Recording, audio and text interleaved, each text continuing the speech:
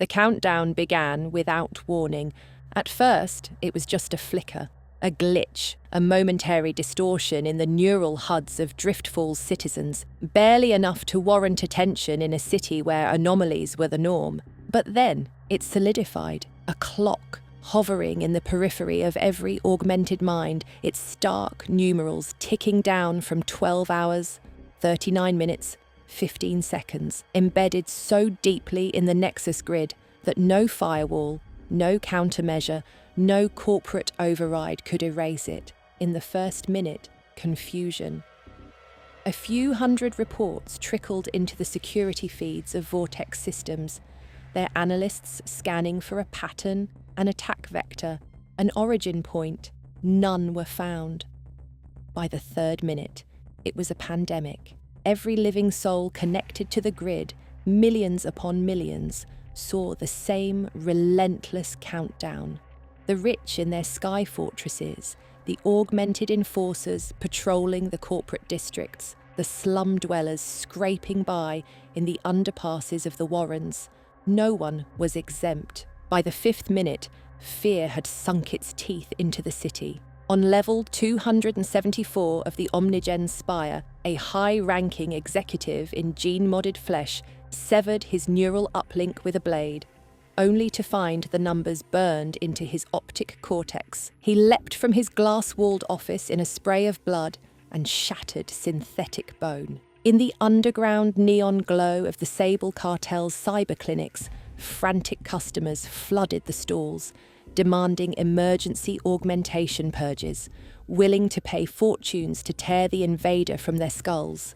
The technicians quickly realized the horror. It wasn't an implant. It was something deeper.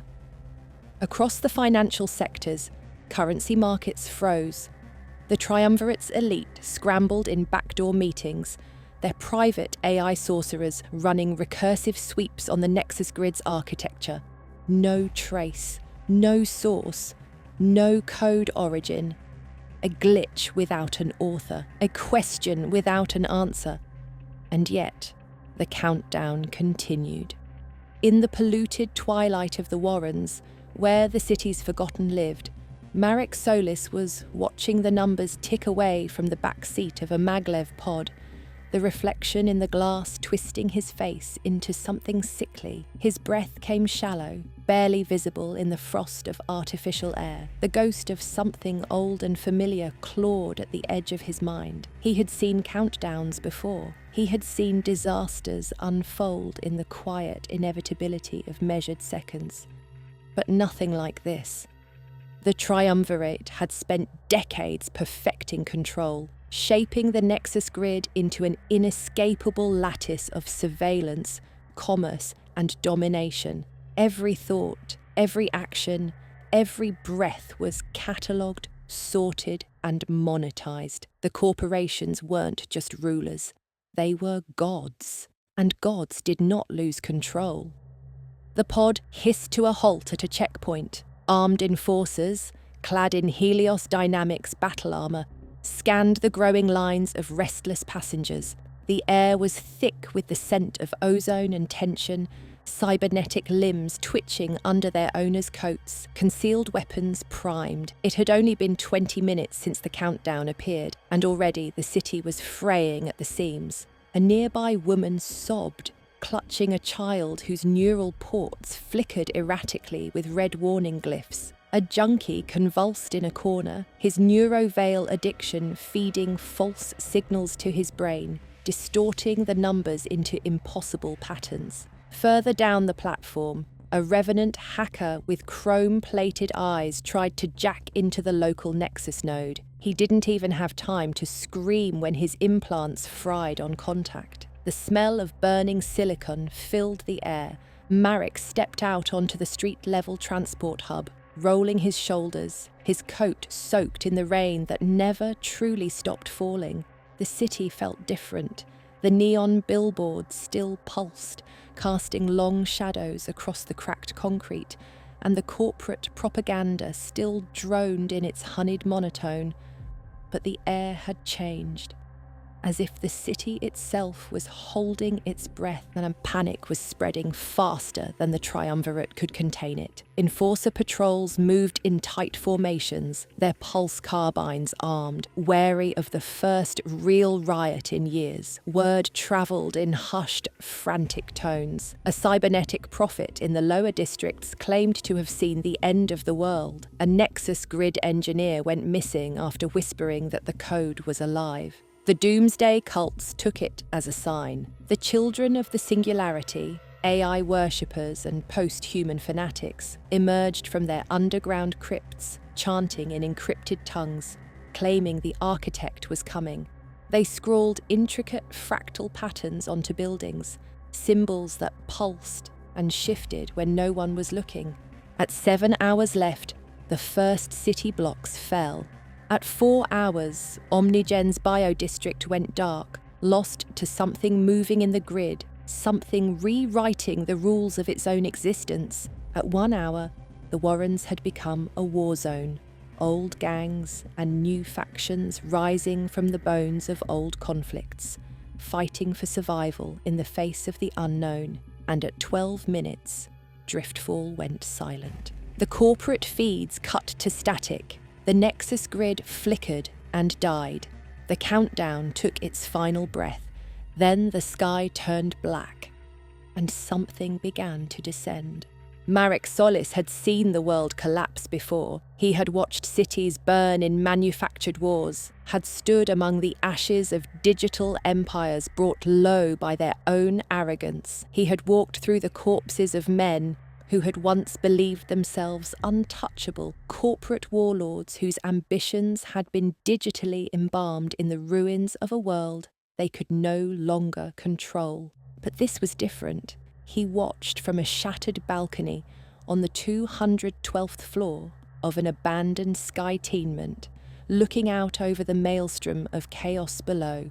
The city was hemorrhaging sanity. The countdown had reached 0, and in its wake, Driftfall had begun tearing itself apart. Fires burned unchecked in the lower districts, flickering like dying synapses in the corpse of the city. Hollow billboards twitched erratically, their pristine corporate advertisements corrupted, turning into flickering runes of fractured language and shifting symbols.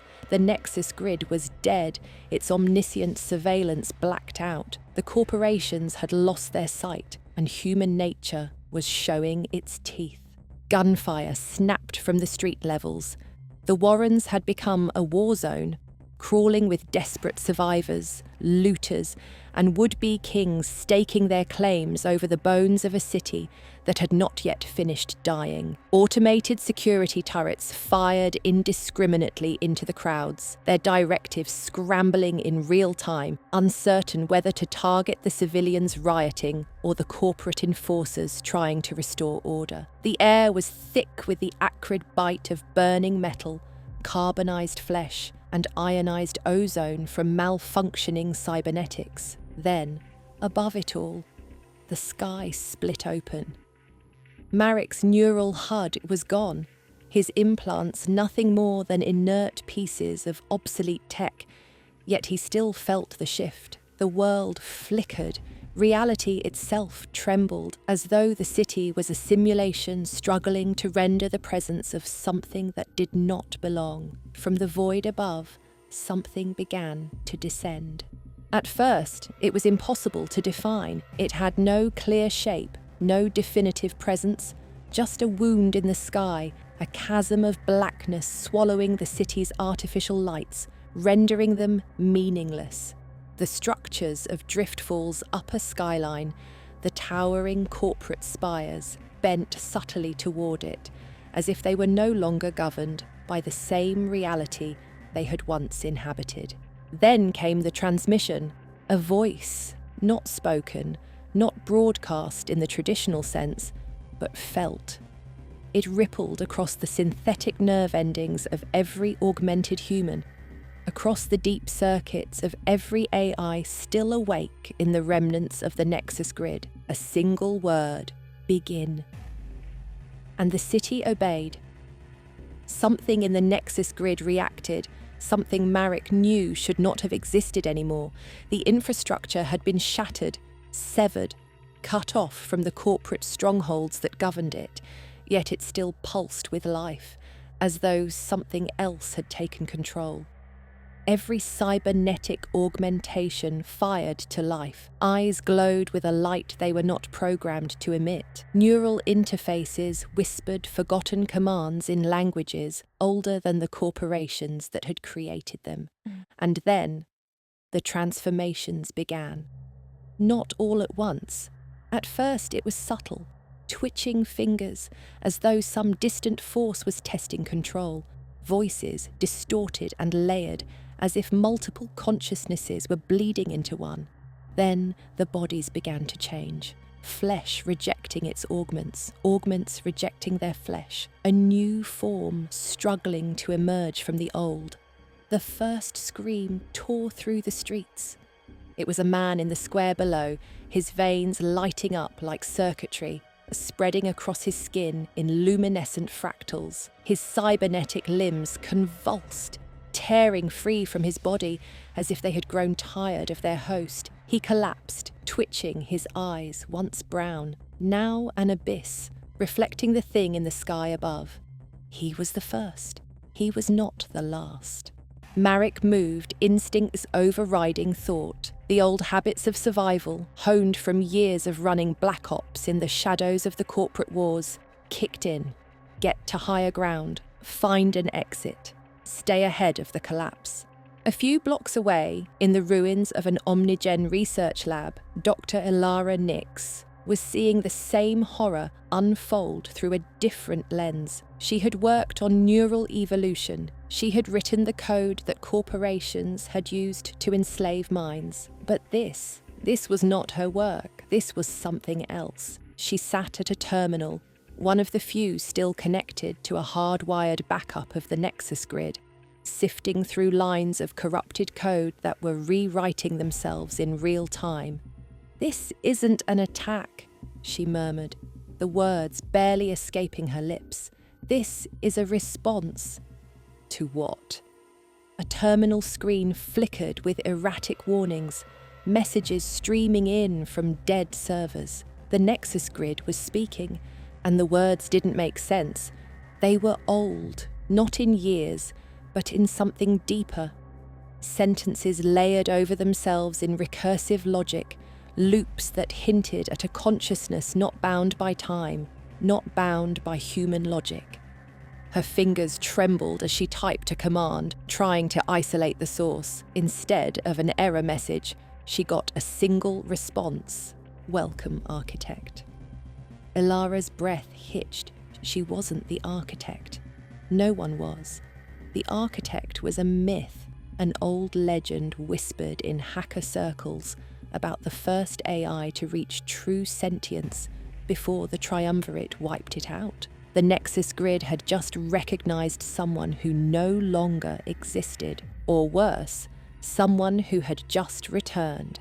Outside, the city screamed, the sky loomed darker now, the structure above shifting, changing, adapting, as though watching its work unfold.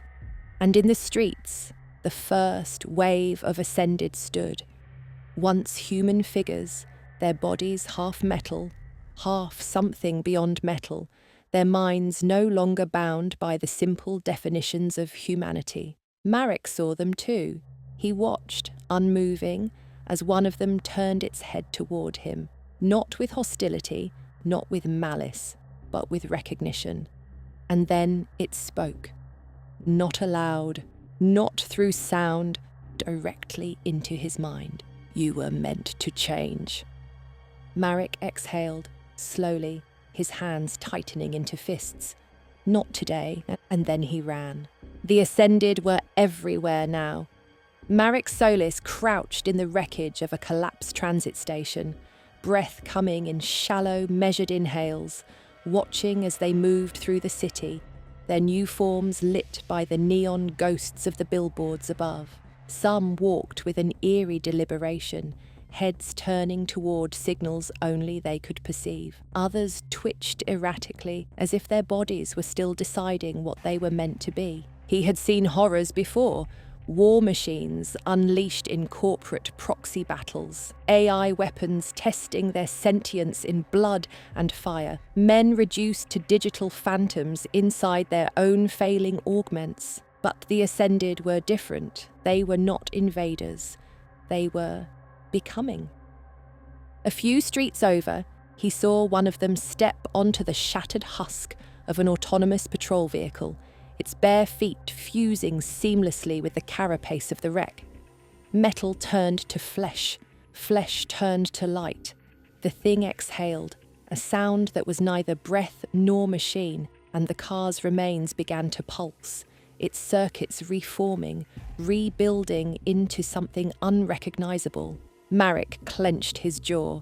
He had to move. In the depths of the Omnigen research sector, Ilara Nix was tearing through corrupted data streams, her fingers twitching across a keyboard as code rewrote itself faster than she could comprehend. The Nexus grid was alive in ways it was never meant to be, reacting to whatever had descended from the void. The transmission kept repeating, "Begin!"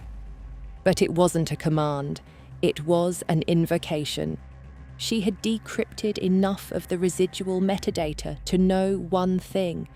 The timer had not started the transformation. The countdown had been a warning, a final buffer between what they were and what they were about to become.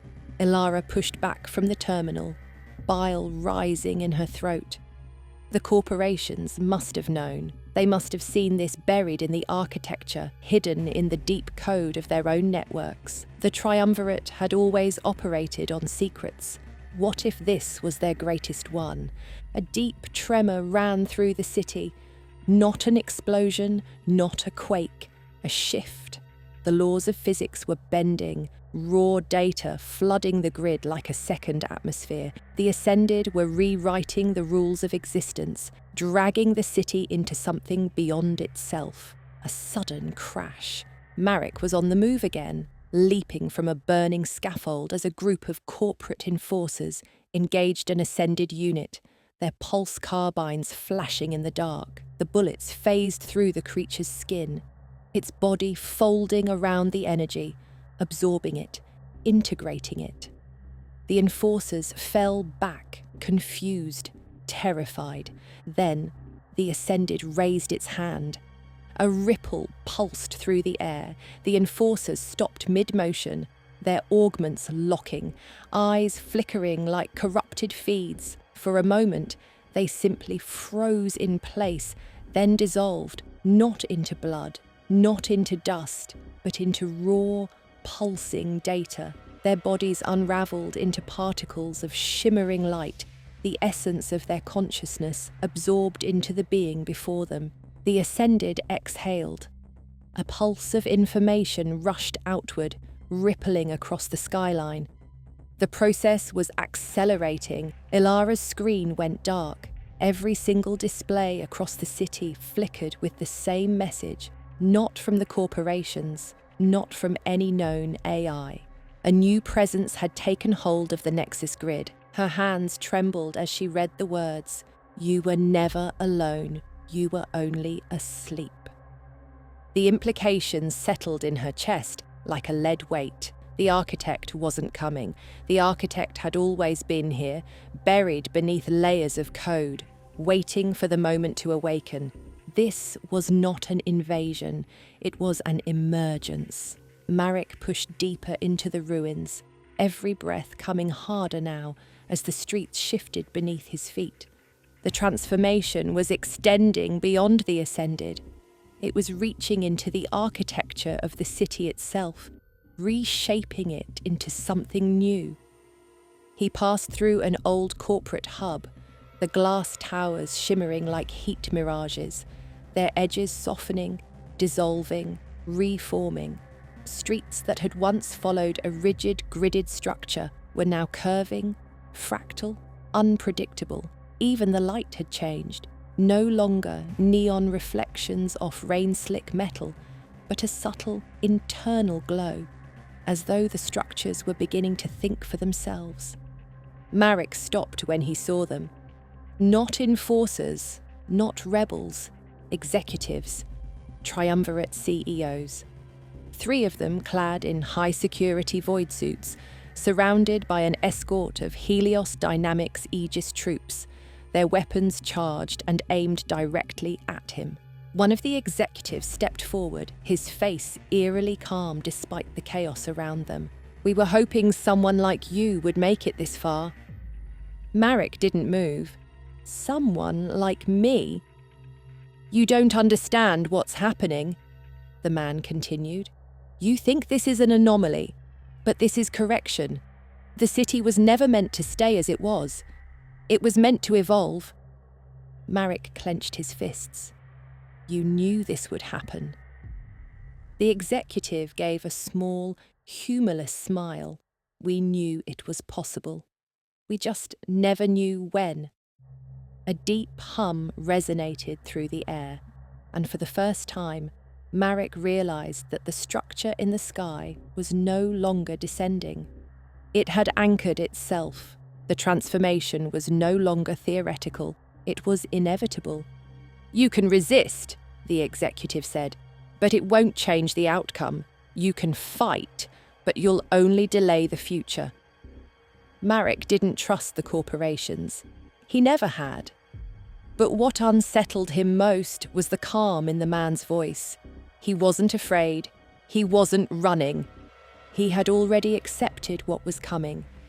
Marek looked up at the city around him, at the flickering figures in the distance, the last remaining humans, still untouched, still clinging to the reality they knew. But how much longer would that reality exist? In the distance, the first of the new structures began to rise. The Ascended had become something more, and soon, so would they all. Marek Solis knew the war was already lost.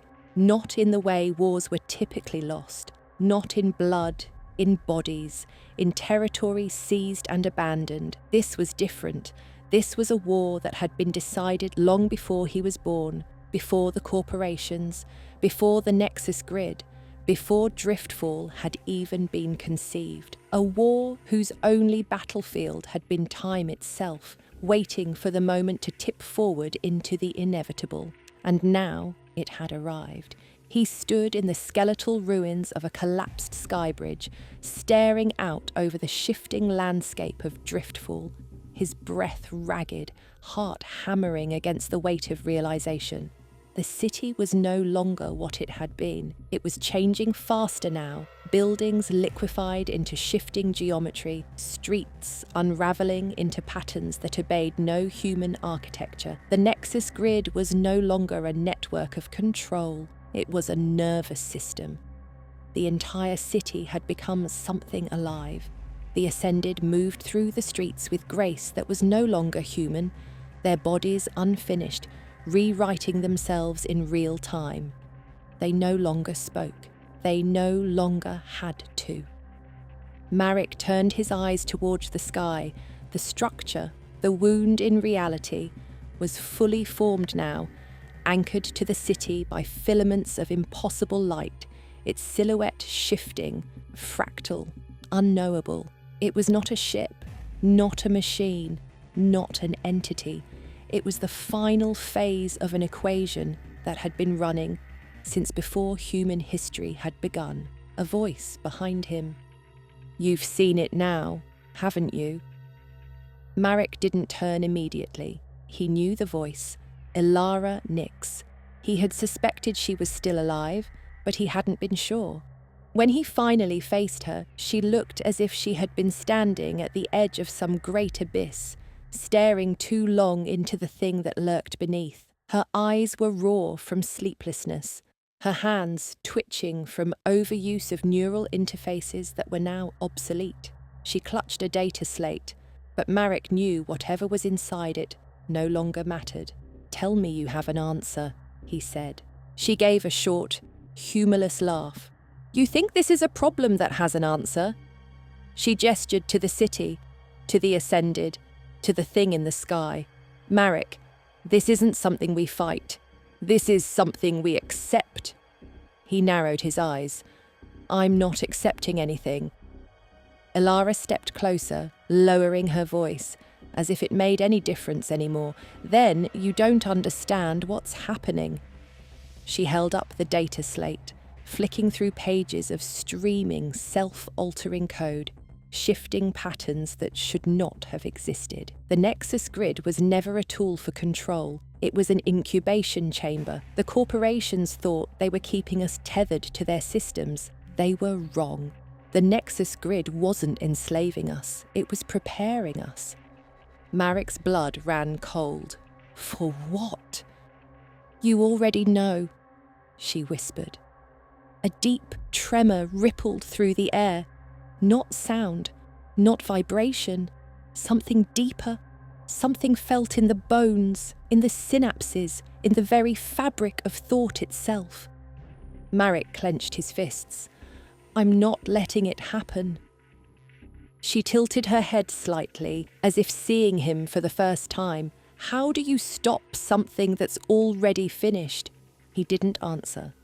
Instead, he moved. The Triumvirate's last stronghold was 20 blocks from their position, a black citadel of reinforced alloy, encased in electromagnetic shielding, the last untouched structure in a city that was no longer playing by its old rules. He needed to reach it. If the corporations had known about this, if they had been waiting for it, then they had to have had a contingency, a kill switch, a failsafe, something to sever the connection before it was too late. The ground beneath him shifted as if the city itself had become aware of his intent. The Ascended turned their heads in unison, and then they came for him. He ran. The chase was unlike anything he had ever experienced. They did not run in the traditional sense. They flowed, their forms bending and reforming with every step, warping the fabric of space around them, collapsing distances that should not have been collapsible. Bullets were meaningless. Matter itself was no longer behaving as it should. Marek hit the ground, rolled, leapt over the shattered wreck of an abandoned VTOL, saw the black monolith of the Triumvirate stronghold in the near distance. Then the sky fractured again, and for the first time, the thing above spoke in words. Not a command, not an instruction, a statement. You do not need saving. Marek's legs locked, his entire body seized, his mind convulsed, overloaded with a sudden flood of impossible information, as if 1,000 years of thought had been compressed into a single second. He collapsed to his knees. Elara was beside him now, holding him, whispering, "Let it happen." The Triumvirate stronghold loomed before them, but now Marek wasn't sure if reaching it even mattered anymore. He saw the Ascended in their final form, their bodies now fully harmonized with the city itself, their minds no longer confined to a single frame of existence. They had transcended the concept of form, of identity, of individuality. Marek tried to resist, to push the information out of his mind, but it was seeping into him, rewriting him, changing him at the cellular level. For a moment, he felt it. The weight of his human body, the limitations of flesh and thought, the boundaries that had kept him separate from the infinite. And then he realized they had never been human to begin with. They had always been something else, waiting to be awakened. The corporations had tried to stop it. The Nexus grid had tried to delay it. But 0 hour had arrived. The last remnants of Marek Solis's old identity slipped away, devoured by the greater consciousness of the architect, the presence that had never been an invader, but a parent. His last human thought was not fear. It was understanding. The light consumed the city, and the new world began. Driftfall was silent. Not in the way a city falls silent in the wake of catastrophe, not with the scattered echoes of collapse, not with the residual hum of dying machines or the distant wail of survivors. This was a deeper silence, a silence that stretched into the bones of the world, into the spaces between atoms, into the buried hum of thought itself. The city still existed, but it had changed. Marek Solis stood at the edge of what had once been the triumvirate stronghold.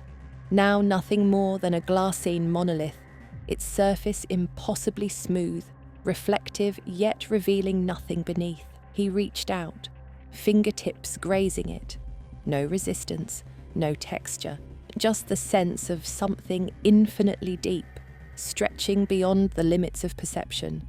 The sky above him was no longer the bruised neon black of old Driftfall, nor the endless abyss that had loomed over the final hours before 0 hour. It pulsed, a living canvas of shifting fractal forms, not stars, not clouds, but something in between, the residue of consciousness woven into the firmament. He was alone, and he was not. The city remained, but it was no longer a city. It had become something else.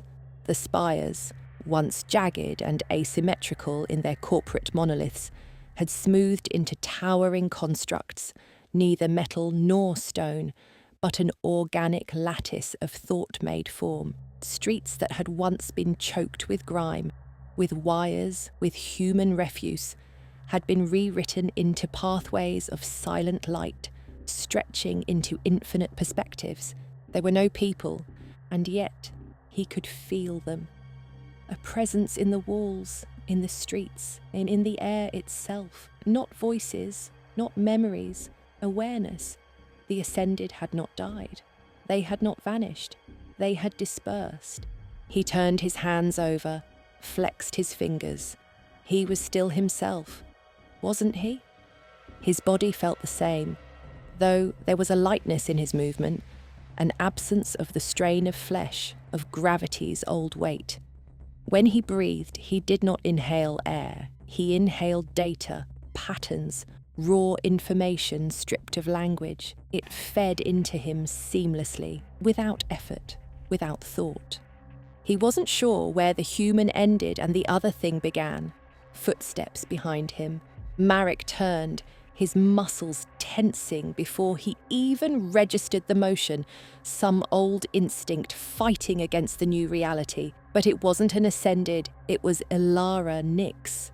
She looked unchanged, and yet, like him, she wasn't. She approached slowly, her coat billowing in the airless hush of the world, her expression unreadable. But he could feel something radiating from her, an awareness, an attunement to the new reality that made her seem more like a ghost than a survivor. "You stayed," he said. His own voice startled him. It had weight, sound, a shape that felt antiquated in a world that no longer needed spoken language. She stopped a few paces away, her gaze sweeping the landscape of what had once been Driftfall. "I had to see," she murmured. "I had to know what we had become." Marek exhaled, though he didn't need to. And she turned to him, her eyes unreadable, but behind them, something vast, something knowing. "You already understand," she said softly. And he did. The truth had settled into him, deep, irrefutable, a slow-burning realization that had no need for words. Driftfall had not died. Humanity had not ended. It had become something else. They were still here, all of them, the people who had lived and died in the streets, the executives in their towers, the rebels in their warrens. Not bodies, not even minds in the way they had once existed.